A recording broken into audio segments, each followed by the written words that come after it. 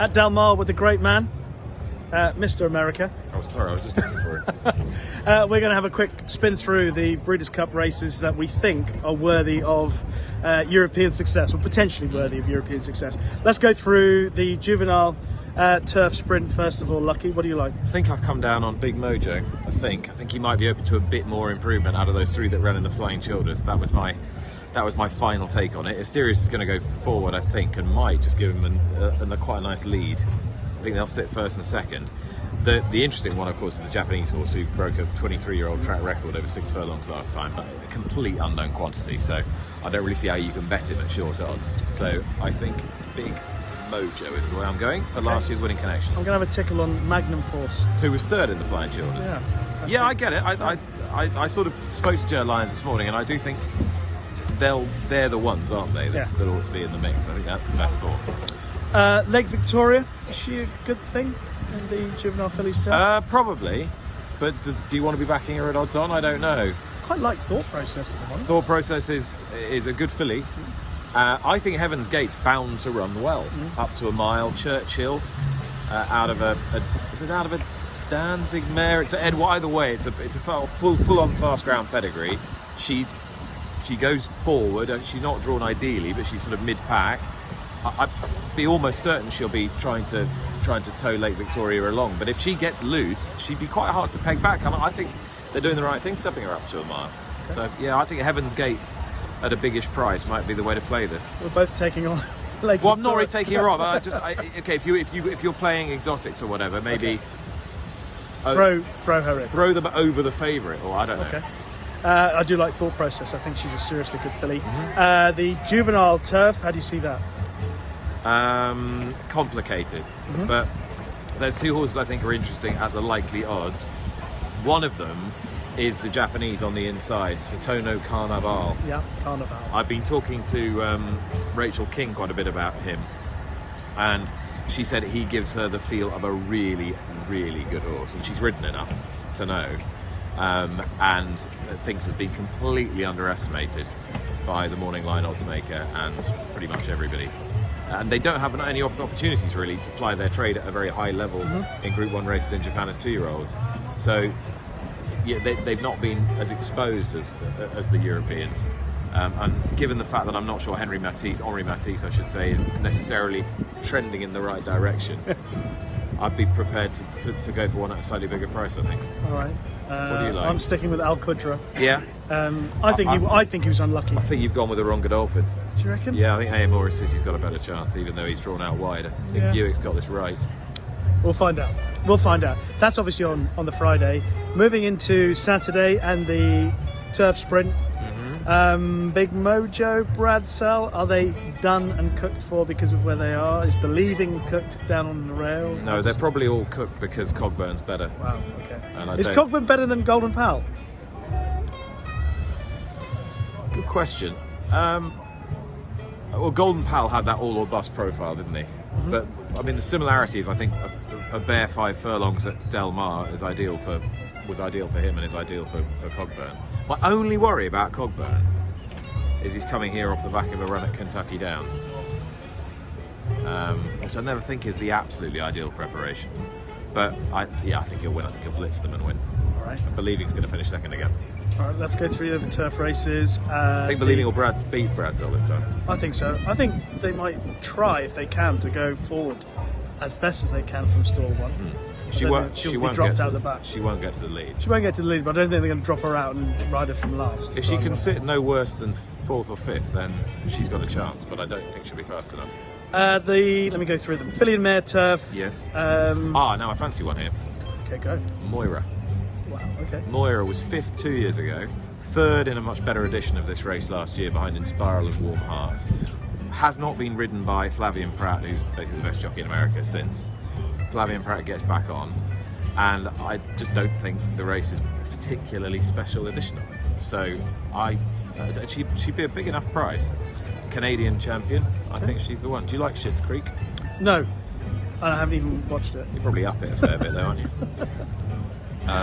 Wow. You must know Holly very well. Moira's named for the lead in Schitt's Creek. Warlike Goddess for me in the Filly and Mare Turf. She's 7 now. Yeah, she should have won the Joe Hirsch. Yeah.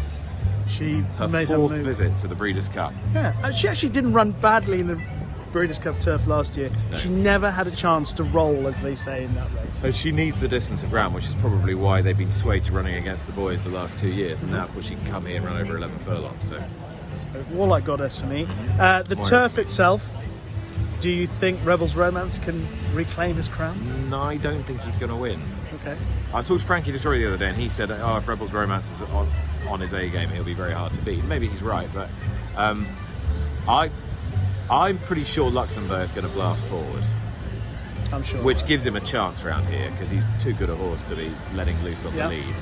But drawn next to him is JRB. I think JRB could just get the perfect trip, and you have to like a horse who has untapped potential against a lot of horses that you know exactly where you are with. So if you like Rebels Romance, you have to like Shariar a bit. Yeah, absolutely. I have zero clue how Emily Upjohn's going to run. I like it. Absolutely, it's because she's probably going to get a nice trip. She's well drawn for that. I think JRB though is where I'm gonna go. All right. You sure he'll stay? Yeah, he stayed 11 furlongs well in France and soft ground last time. 12 round here shouldn't be a problem. I like Emily Upjohn. I think I genuinely call, think that. Frankie Dettori on board Big is just call. going to finesse her around here. Okay. The mile, I think, is the race of the meeting for me. I Well, think. it's a really good race. And who are you with? Do you know, I can't really make my mind up. I can't make my mind up. I think I have to field against Notable Speech, don't I? On the basis that even though he was brilliant and explosive in the 2000 Guineas, I know there have been ground excuses, but he has bombed twice since. And at Ascot, there wasn't an obvious reason for it. Right. So He didn't look right at Ascot. No, and listen, as you say, if he's right, then you know he deserves to be a really heavy favourite. But I don't really see in a race that's so deep how you can play him at the likely odds. Yeah, fair enough. I think I'd prefer to back Porta Fortuna. I just think Rock she's solid. dead Yeah. solid. Yeah. Dead solid. I'm going to stick with Notable Speech. I think obviously the stable record is incredible, and I think if they're all at their best, I think he is the best. There's 2 furlongs, 21.79 seconds when he won at Kempton, and he's just got so much speed. So he's the one for me. Not missing any turf races off the top of my head. I don't think so. So we're finishing off with whether or not you are with or against City of Troy in the Classic. I'm more with than against. Yeah, I'm more with than against. I mean, 7-4 is a terrible Yes, price. I agree with that. It's a terrible price. And my NBC colleague Matt Bernier actually not here this week because his wife is expecting another baby. So fingers crossed for you guys.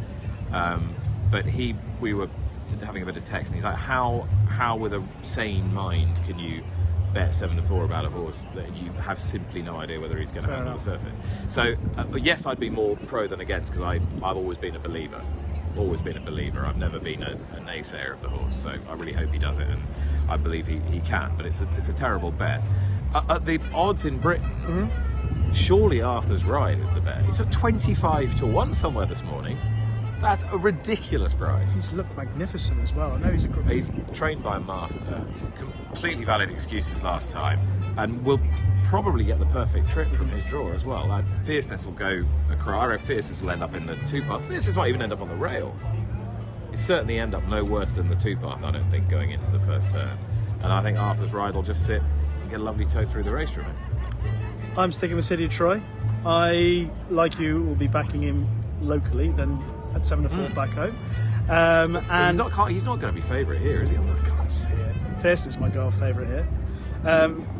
Forever Young, I can see the reasons why people think he might win. I just hate the draw. I hate the draw, but we were talking about it on Breakfast of the Breeders' Cup and saying the 3 Japanese horses, Forever Young's probably got their best chance. But Probably. I thought on run style of the 3 Japanese horses, I thought Derma Sotogaki was actually the most suited to this track. He can go forward, saw him in Dubai when he won the UAE Derby. He's got so much speed from the gates, and he can travel well. He's a keen going horse. I thought he might be an each way play. So do you think I think if they try and go forward with him, I think he'll finish last. I think they're going to have to ride him with a bit of restraint. I don't mean go forward and go crazy, just go forward. But I think that he actually travels comfortably in his comfort zone. They can go as fast as they want. And I thought he was the value of those Japanese runners. But I'm hoping that Sidney Troy wins. Best bet of the meeting? Honestly, my best bet of the meeting at the odds is Moira in the Filly and Mare Turf.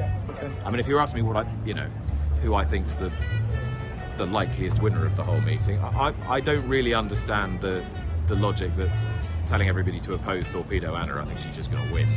And East Avenue and the Juvenile, I really, really like. Actually, that's a great race. East Avenue could be the best bet, because although there's nice horses against him like Chancellor McPatrick, who's a big horse, and Ferocious, and John, yeah, exactly. I just adore this horse at Keeneland. He's got it all. He looks the part. There's massive confidence behind him. He just oozes class. And if he's 5-2 or whatever the morning line odds say he's going to be, he could be something special. East Avenue. He's definitely a bet at anything bigger than 9-4, I think. Yeah, I'm with you on that. Sticking with Notable Speech in the mile as my bet, but I had a funny feeling you might. Thought Process against Lake Victoria. I do like her a lot. Thought Process, and that's it. And somehow, incredibly, for almost 11 and a half minutes, I've held. My arm is aching. Have you been working out? Bye. Tell me. No, I haven't.